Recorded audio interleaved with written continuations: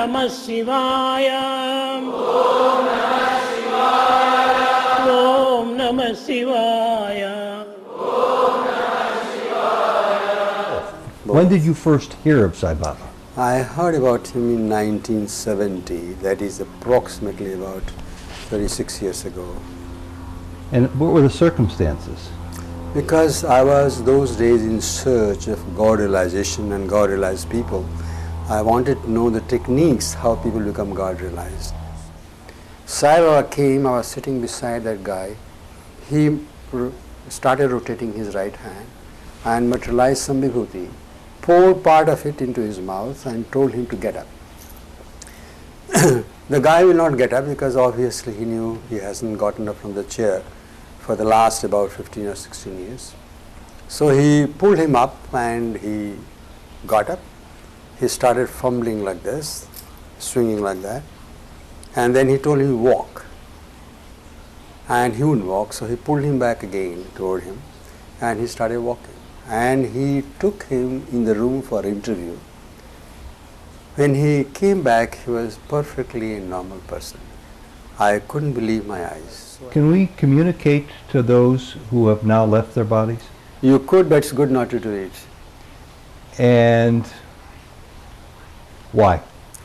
Because most people don't know that the attachment with the people who are left behind can prevent them from going their way up in the heaven. Those who have already passed on. So if you attract people by crying or trying to contact them, they'll be wandering around, in lower bodies or higher bodies around the house, and their progress is going to be retarded. So we shouldn't try. But once you attained higher consciousness, then you are in communication with anybody, anytime. What do you know about Sai Baba that we probably don't know that you would like to inform us about? Well, you know more than I do. So there's nothing that I can say more than what you already know. And believe me, to know more about Sai Baba, you don't have to live there for a longer time.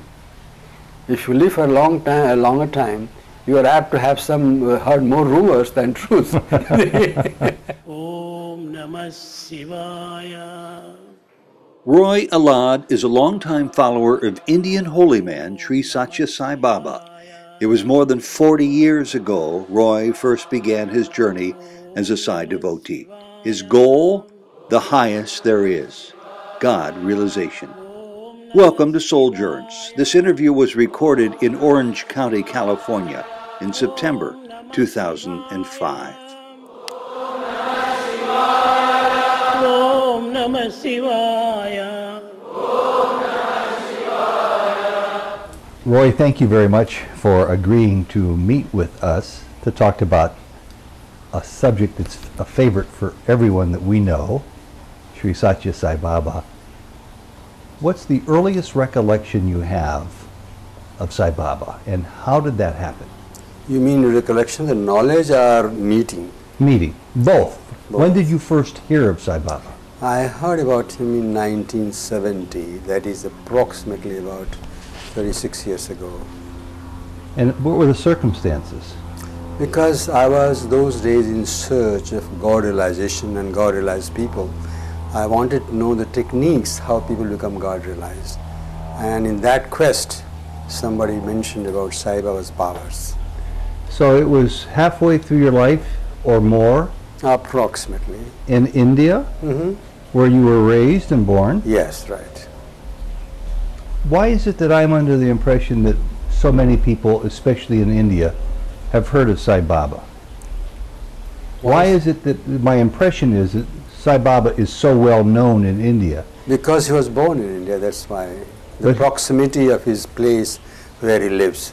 But here there are many people, including yourself, who until 30 years ago had never heard of him. Because I was not in quest of spiritual knowledge before that, very seriously.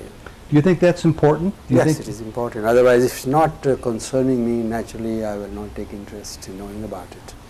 And when you first heard about him, when your friends and your acquaintances first started to tell you about Sri Sathya Sai Baba, what was it that captured your interest? Well, they were all talking in very kind of, superlatives which I didn't want to believe, but I thought that one day I will make it to that place. But first I went to other places to find out where the accessibility to those people who are God realized was easier. And the last place and person to come to see was Sai Baba. And when I saw things happening there, it was beyond anything that I had heard and I had read. And this was happening right in front of my eyes. Well, you've got my attention. What were some of these things that you recall the most, that were impressing you the most about who this person was, Sai Baba?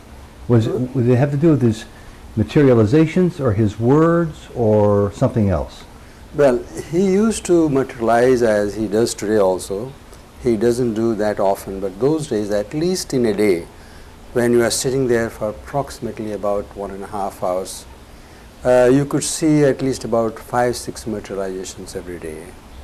And Vibhuti, the sacred ash that he manifests, you could see that more often depending upon how many people wanted it. Of course, nowadays he comes in car and goes in car or some kind of bogie. So you do not see him do that very often, but those days, yes. But when I used to see that, I could not understand how he's doing it. And one day, I was doing some service work.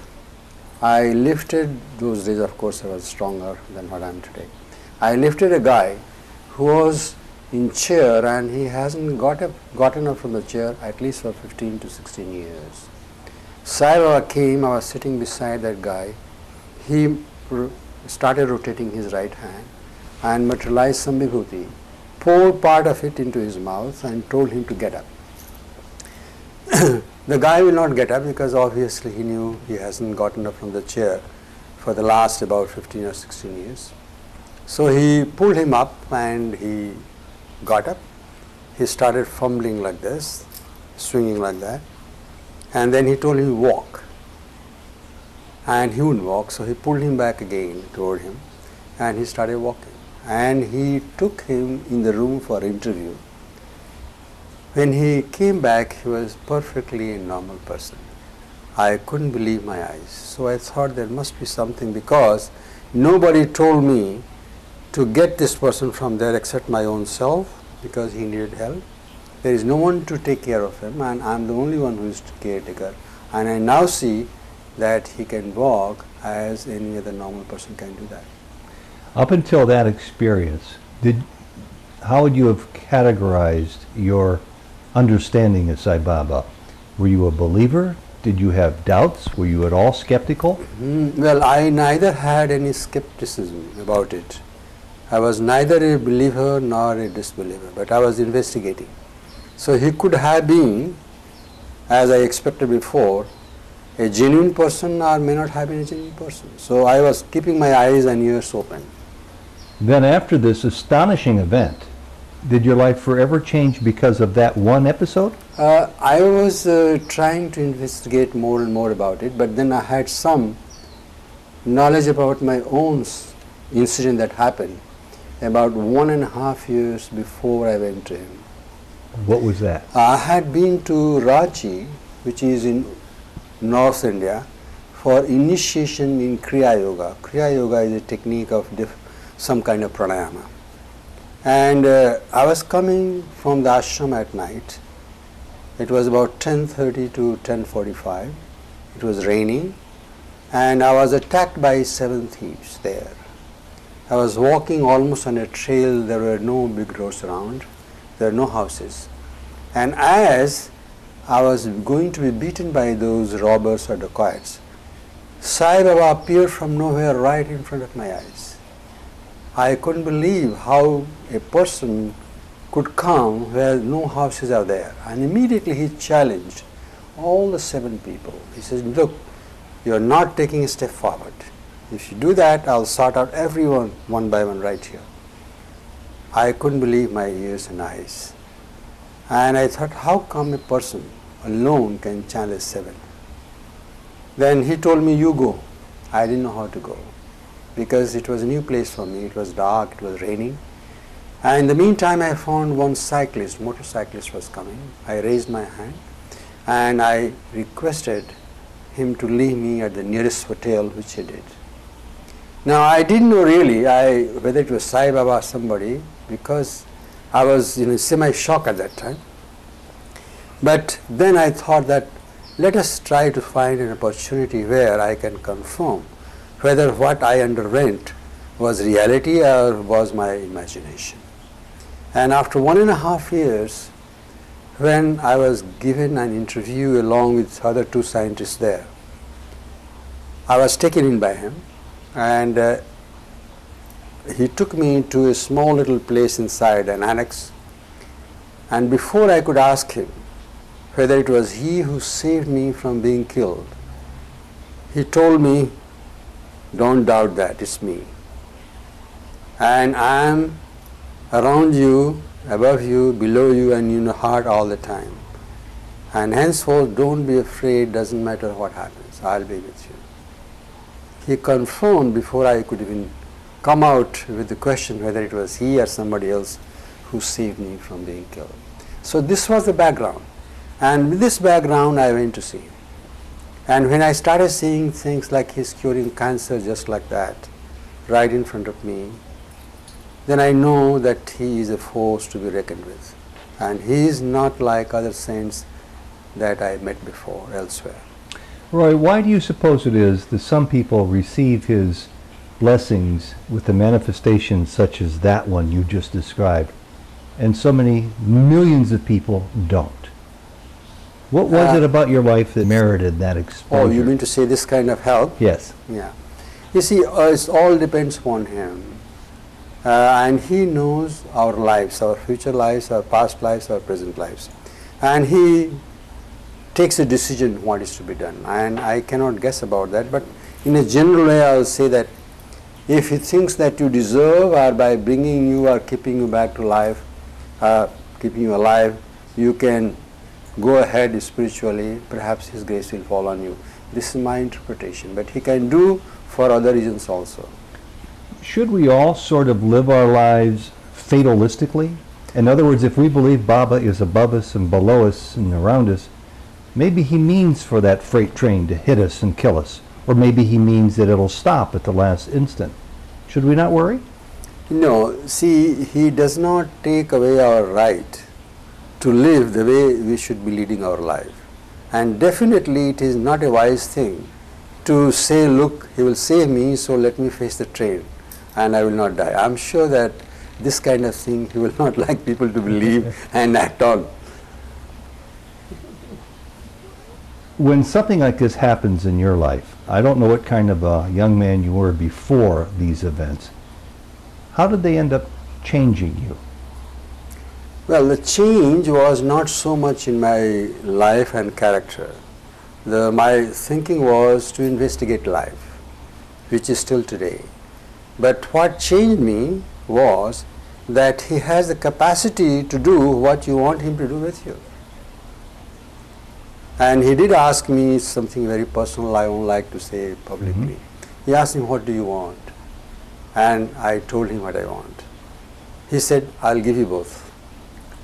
And that only nothing to do with the money or position or power. But what he said he will give me, only somebody who is a very high degree of master or God. And he only can make that assessment, statement. Yeah. So this seems like a good place to ask you this question. Who is Sai Baba? Well, different people view him differently, and all depends upon the type of background a person has lived in. You see, in the beginning I had faith in God, but when I saw people, those who were supposed to be godly, they didn't behave well, I almost lost faith in God who works with us. But later on, when I saw other saints, I found, yes, God does exist, and God has something to do with our lives. Now, if I have any definition of God in my mind, and if he happens to fit that definition, then only I will say that he is God. In India, there are 16 criteria for this. How do you know that somebody is God and somebody is not God?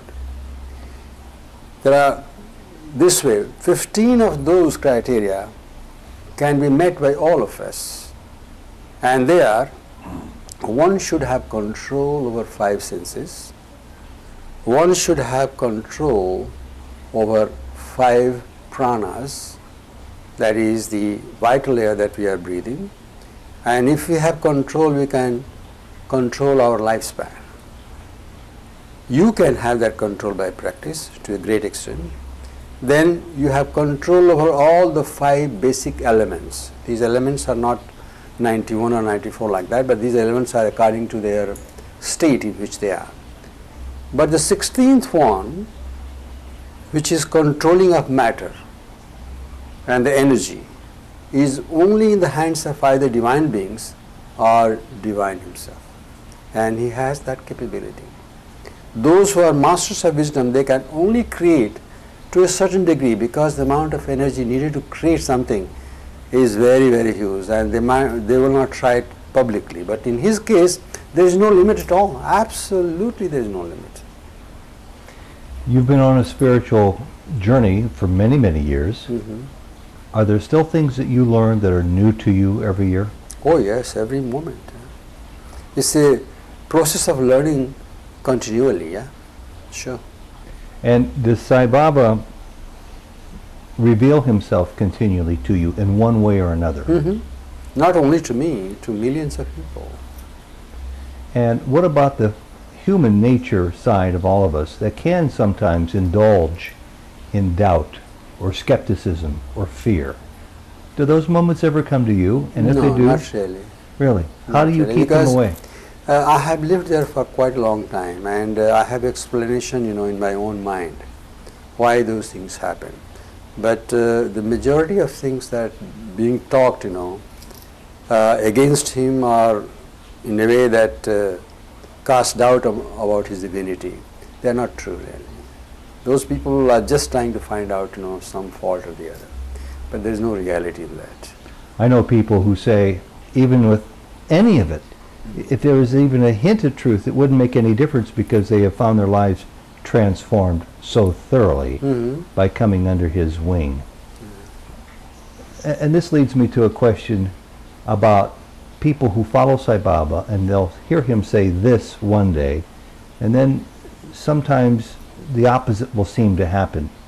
How do you account for that? That he speaks in metaphors, that his message to us is to enjoy his mystery, or is there some other explanation that helps people with that?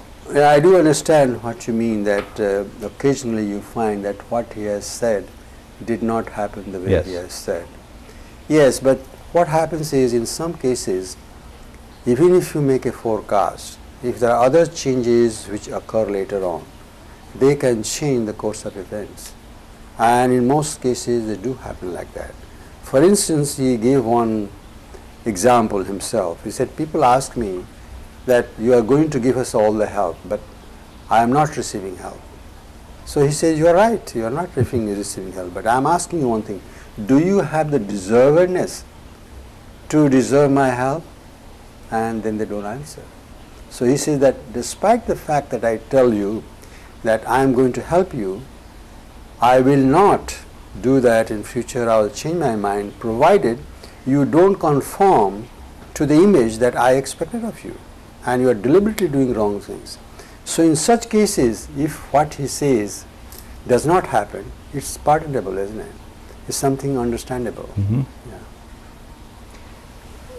What does a young person, or even a person who's not young, who's new to Sai Baba, what can they take away from our conversation to help them on their path to learning about their spiritual destiny? Is it simply a matter of hard work, detachment to outcome, or is it something else that you think has been especially helpful to you? Well, there are many things that go into making a spiritual man, and I am no exception to that. So we have to see that all the aspects of our personality, the human personality, are taken care of. For instance, the first and the foremost is character. We must have a very moral character. We shouldn't do anything in thought, word and deed to hurt anybody. And unless we have these basics, any amount of meditation, any amount of charity, or sitting quietly, or singing devotional songs is not going to be of much help. So we have to make sure that the basics are all right, are taken care of. And also the aim of life is not only God realization, it is also to take all your friends along with you. That's why in the scripture it says that let's grow together. That means it should not be just confined to one person. Even Sai Baba has said that if you have God realization and don't share the technique and knowledge with other people, it's as good as burning a big lamp and putting in a pit where people can't see and they don't get any light.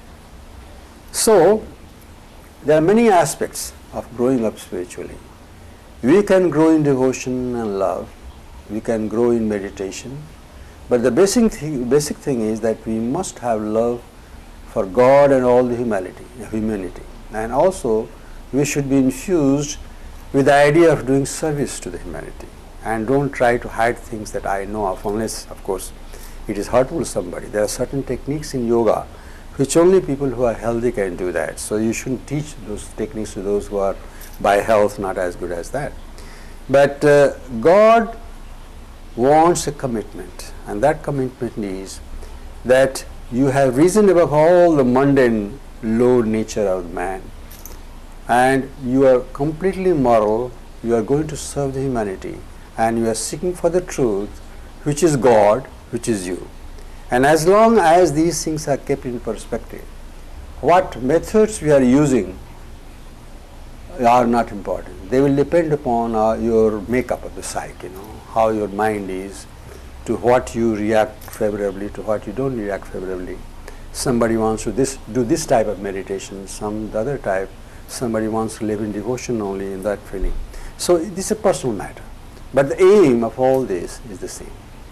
You've been very fortunate in that you have been with Sai Baba in the human flesh in India, in addition to his materializations to you. What do you say to those people who want to have the same degree of faith that you have, but they stand no chance of getting to India, and for all that matter, perhaps Baba won't even be showing himself too much longer to people? Do they suffer from a disadvantage because they haven't seen his form, or can they access the same depth of love and appreciation that you have? They have a certain amount of disadvantage, I do agree with that, but not all the disadvantage that people talk about. Because when you observe something, when you read a book, when you see something happening, whether you will believe it or not is not only a matter of reasoning, it's also a matter of intuition.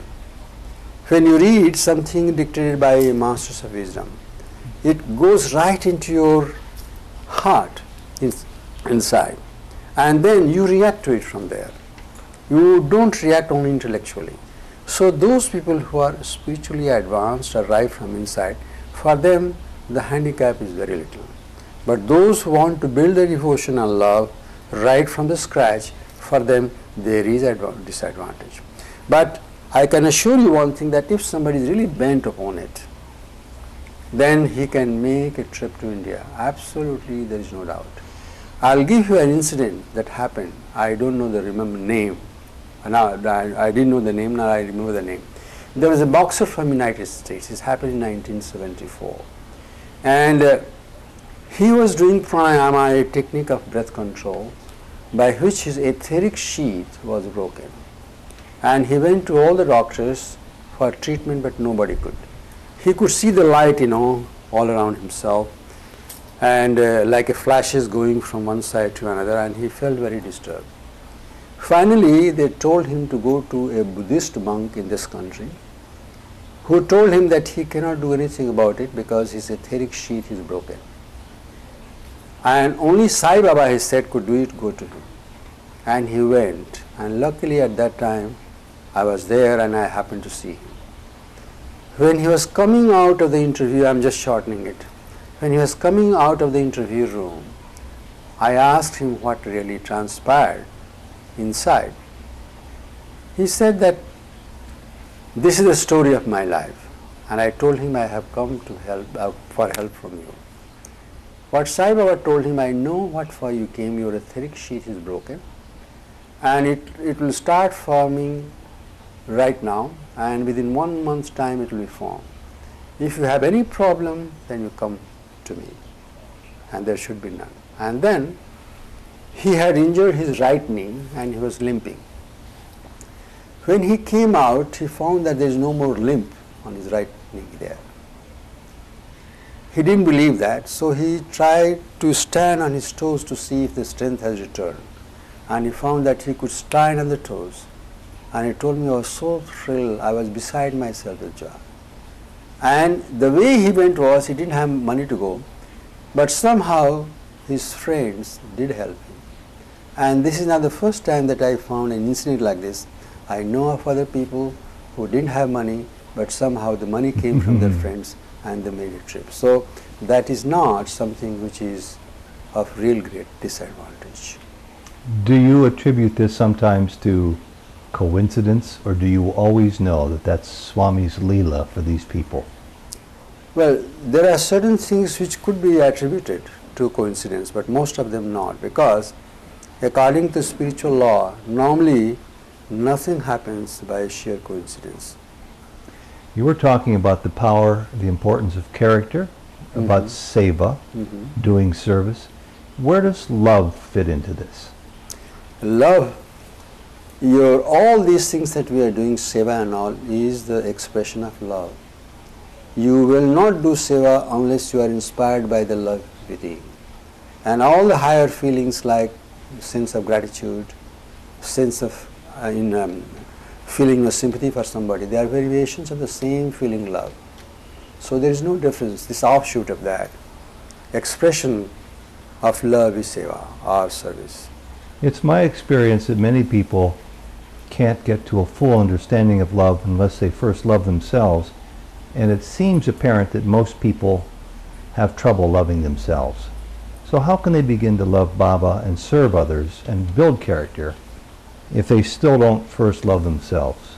If somebody is determined, I understand your question is a very important one, that a lot of people don't feel love for anybody.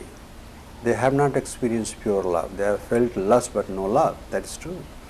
But if you have determination, somebody can give you a test of love who knows how to do it, at least for a few seconds.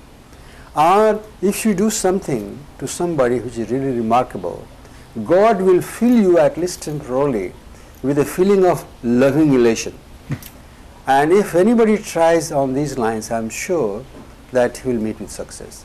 But he has to do something which he was not doing to help the society, and he must be determined.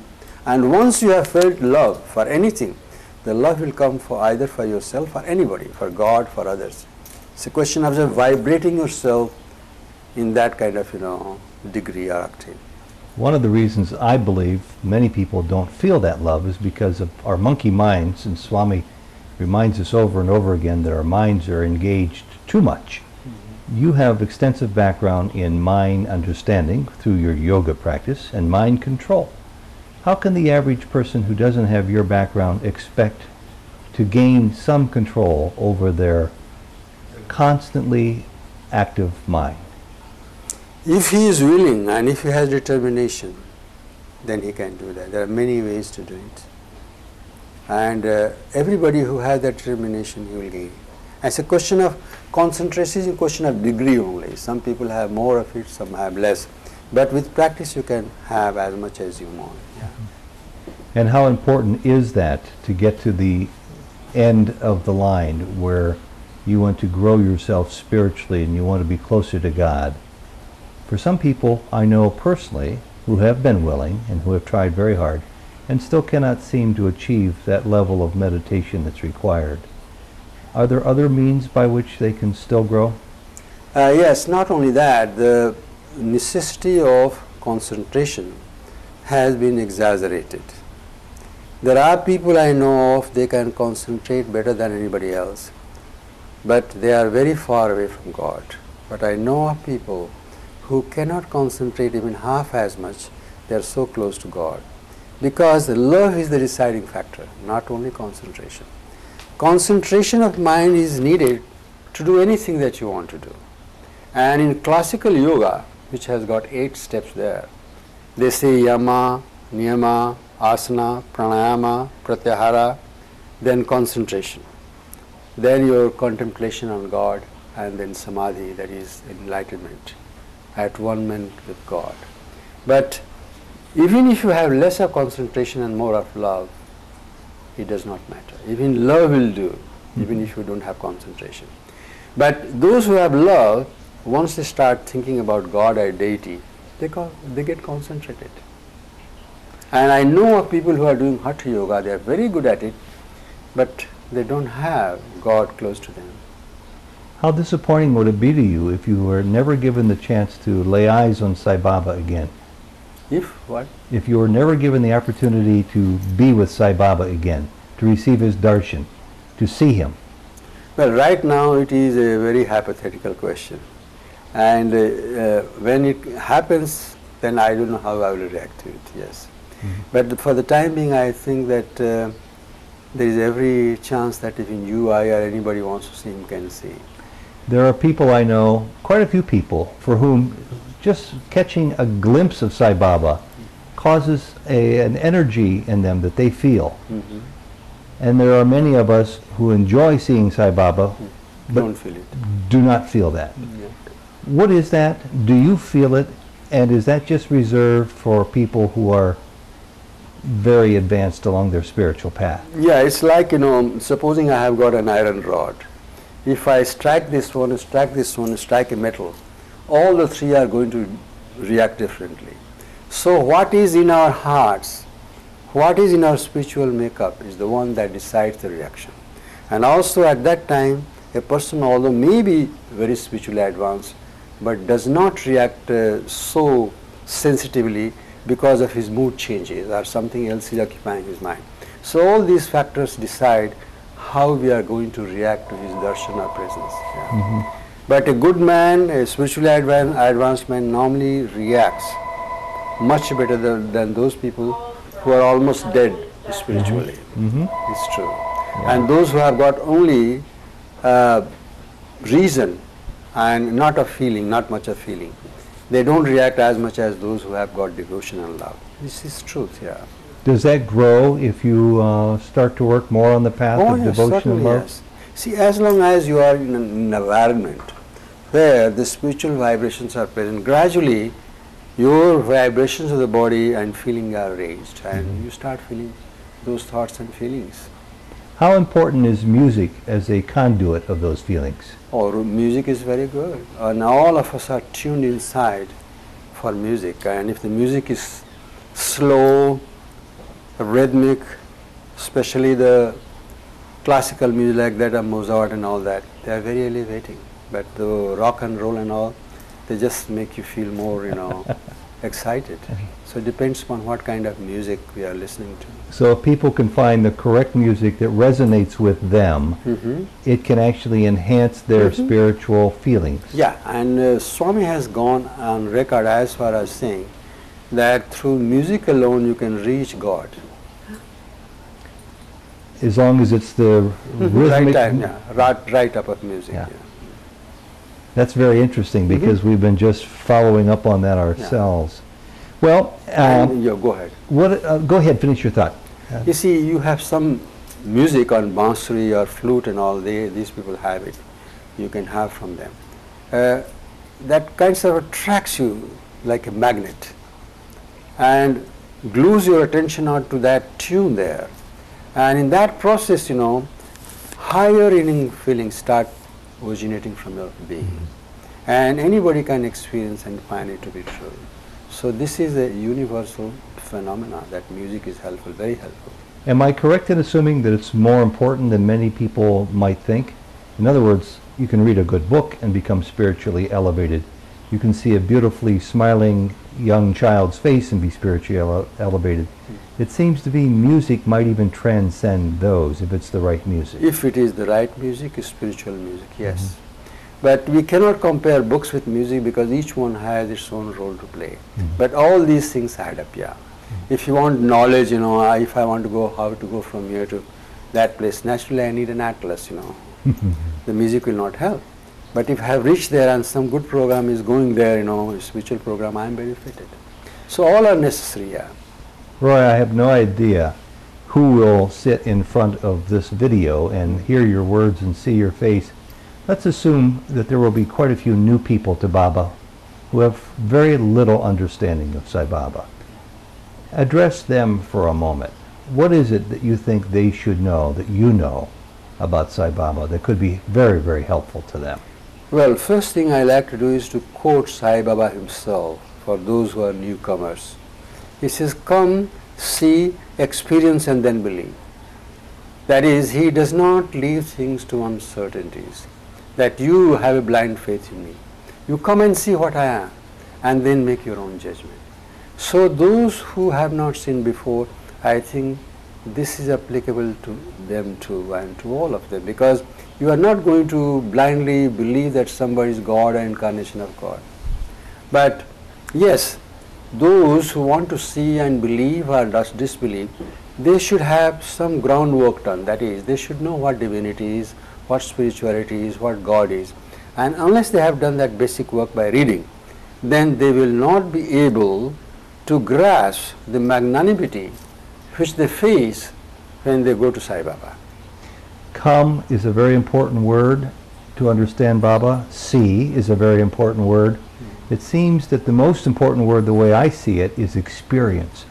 I'm not sure if that's something we can will for ourselves. How do we will ourselves to experience Sai Baba in order to better understand him? In the beginning, when we don't have faith, it's good not to will, because then we are misguided by our own will. But the will could be used, supposing I am going off the track. Once I have found that he is divine through and through, once I have found that he has not abandoned me in the worst of the circumstances, once that faith has settled in my heart, then I should not try to fumble. I should not try to disbelieve, because I am proving my own self wrong.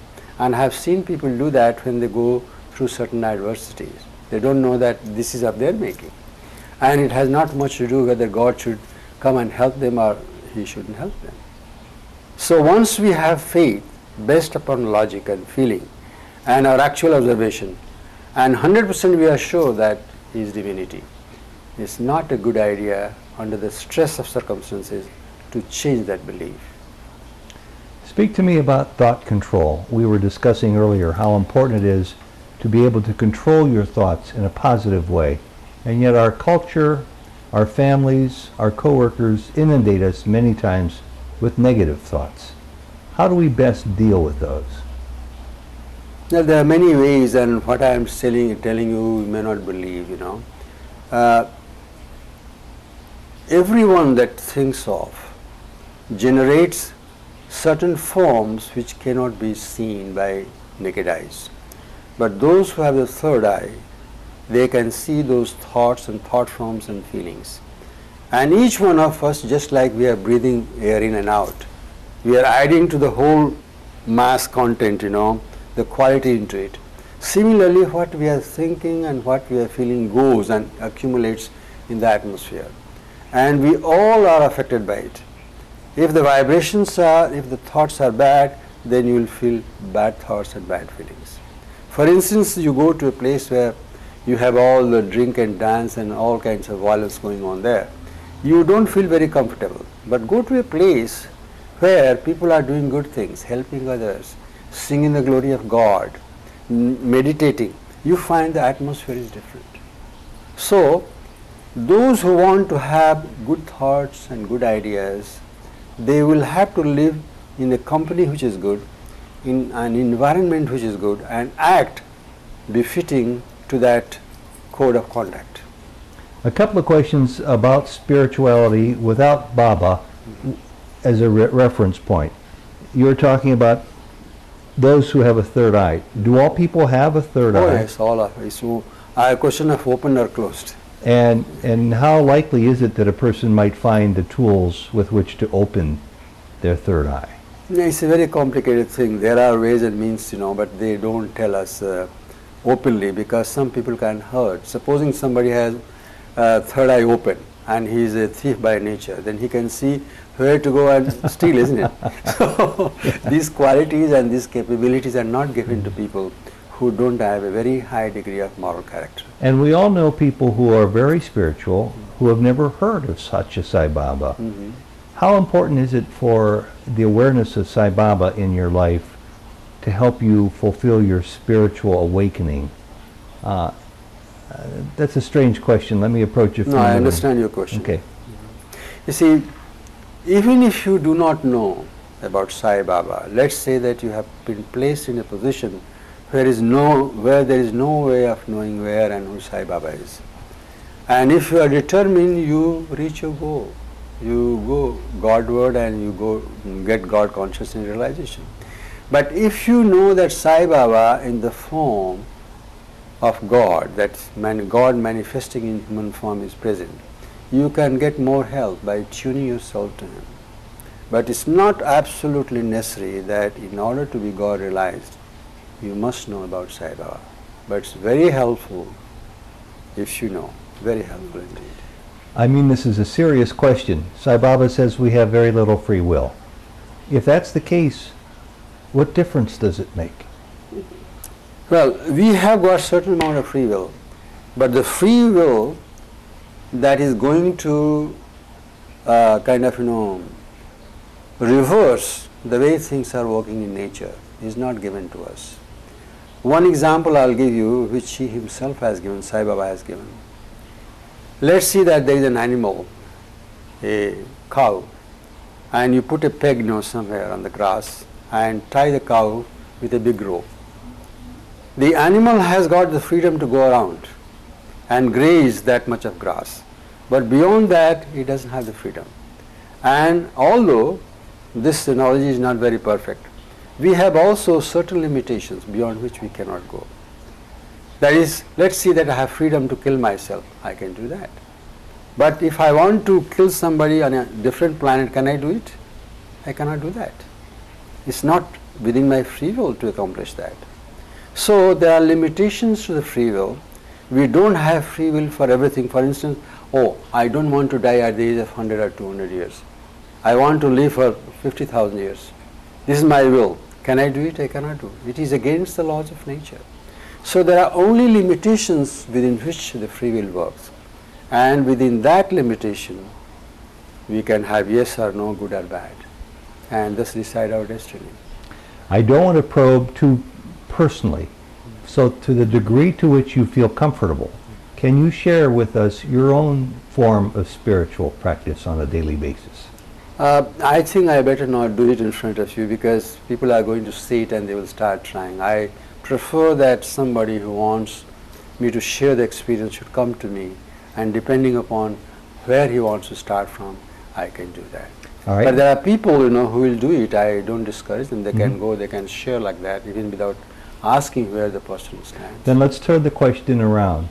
For the spiritual aspirant who's both either new to this area but has dedicated and genuinely interested, or even to the spiritual veteran who wants to go further, is there a ceiling? Is there a limit? Or are there no boundaries through which they can attempt to grow spiritually? Yeah, there is a saying that when the disciple is ready, the guru or the teacher comes in front, and that is literally true. From my own experience, I can say that this statement is correct. There was no occasion in my life when I wanted to learn some technique or something in yoga or spiritual practice when somebody or the other did not come in my way who taught me. So anybody who is desirous of learning something, this will certainly will come across somebody who can teach you. And absolutely, this rule is kind of unchangeable. Everybody has this. Those who have gone their way, they say, yes, when you are ready, somebody will come and teach you.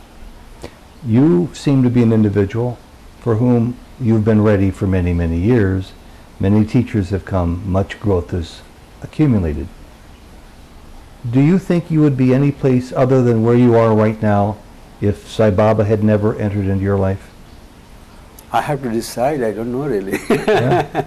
Yeah. You see, part of where we have to be is not decided by our free will in this life, but by your destiny too. Like where you are born, who is going to be your parents, where will you stay. These are things which are predetermined to a very great extent. Of course, you can move from one country to another, but that predetermining factor comes into being, yes. You had a very interesting answer to my question about who is Sai Baba, and that you said he's many different things to many different people. What about what he says he is, that he is God, and that you are God also, but that you, meaning humankind, fails to recognize that? How far along that path have you recognized that in yourself, those words which he's told you? Well, this is a truth that he is God incarnate. It is also a truth that each one of us is God incarnate. Now, it's a question of where your consciousness exists right now. Now, there is a difference. The God is existing in all the consciousness simultaneously, whereas mankind is not. We could be in physical, we could be in astral, we could be mental, we could be spiritual. So there are different degrees of consciousness, and he is at the highest consciousness all the time. But even the saints, those who are in body, they are not. Majority of them. And there also the states of consciousness are different. Now the difference between true God-realized people is there that they are not at the same state of consciousness. I quote one of the masters saying that there are at least 1 billion states of consciousness known to them. So you can imagine, you know. Now the sun god, I'm just talking about in terms of spirituality only. People don't believe when I say sun is God. Sun god has a high state of consciousness, and anybody else below him will have a lower than him. And God has the highest. Anybody lower than God will have a lower consciousness. But your consciousness will be sufficient to justify your intuitive faith and belief that you are one with God's consciousness, because it's so much different from the human consciousness. You know for sure. And does this all change the moment our body dies? No, it doesn't change. Only the body goes away. All the rest of the things remain with you. So our level of consciousness at the moment of death continues there until it there grows. is slight, when you die, there is slight state of, lack of consciousness. Very, very little. Can we communicate to those who have now left their bodies? You could, but it's good not to do it. And why? Because most people don't know that the attachment with the people who are left behind can prevent them from going their way up in the heaven. Those who have already passed on. So if you attract people by crying or trying to contact them, they'll be wandering around, in lower bodies or higher bodies around the house, and their progress is going to be retarded. So we shouldn't try. But once you attained higher consciousness, then you are in communication with anybody, anytime. With your spiritual growth before Sai Baba and now after Sai Baba, how has it impacted your view of the life beyond? What do you see that state as being like? In my case, I had gone into this kind of thing only to a very little extent, but I grew for the last about 35 years with him. So then all else built up later on. But right now, when I started, it was only curiosity what happens, and I couldn't satisfy my curiosity. But now, by the grace of God, I have been acquiring knowledge from here and there, and I know for my own self what the answer is to these questions. For those of us who feel that we've also grown, as you have, by having Sai Baba be introduced into our lives, should we not try to spread what he's about to others? Should we allow them to find him on their own? Or is there a happy middle ground? If there is an occasion, then we must share what we know with others. This is our duty to do it. For instance, if there are thirsty people and I know that there is water there, certainly I should tell them that there is water, you can go this way. So if you are sure that some God, somebody like God is there, whether they believe or not. If they are in search of spiritual truth, you can drop in the hint that I have met such and such person.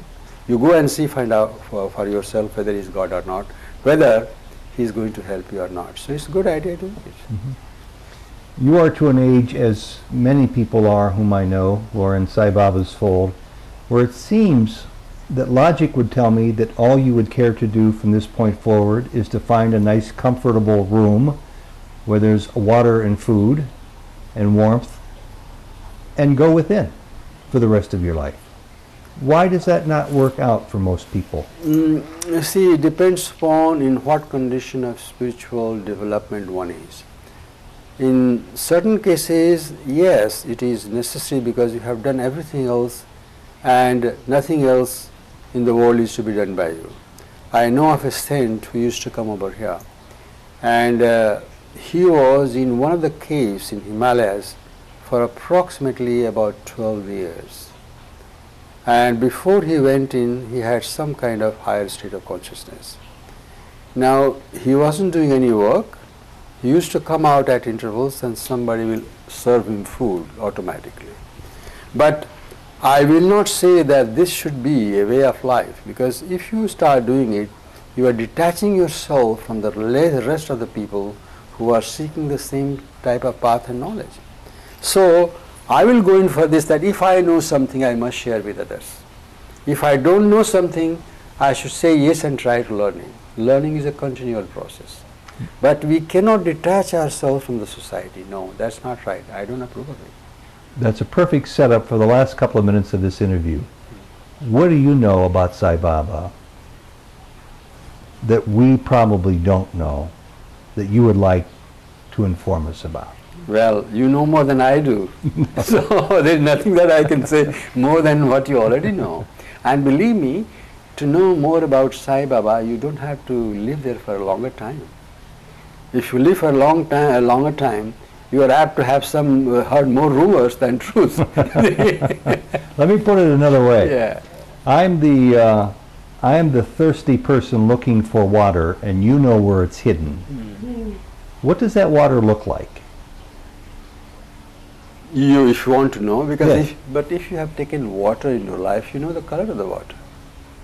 So I don't have to describe the color of the water. Now, if you are spiritually inclined and you are in search of somebody who can teach you something or who can affect you positively in this direction, then you will go and try whether the proximity of Swami's presence there is going to make a difference. You will do on your own. You know how they say it's impossible to describe to a blind person what the color green is, but still you try? Why don't you try, as a last question, for those who have never heard the name Sai Baba, to describe him? To describe him? If somebody wants you to describe, then you are duty bound to do that, because there is nothing hidden about him. Everything is open and above board. But if somebody doesn't want to listen, it's unnecessary to tell that about him. Roy, a final comment, anything that's on your mind that you'd like to say in parting? Well, what I have to say is that you are doing a wonderful job here. And I wish that, everybody was like you to propagate truth and bring all these spiritual things in the domain of learning of everybody who is desirous to know. And for that, I'd like to thank you, and it's a wonderful job once again. God bless you. Sai Ram. Thank you. Sai Ram.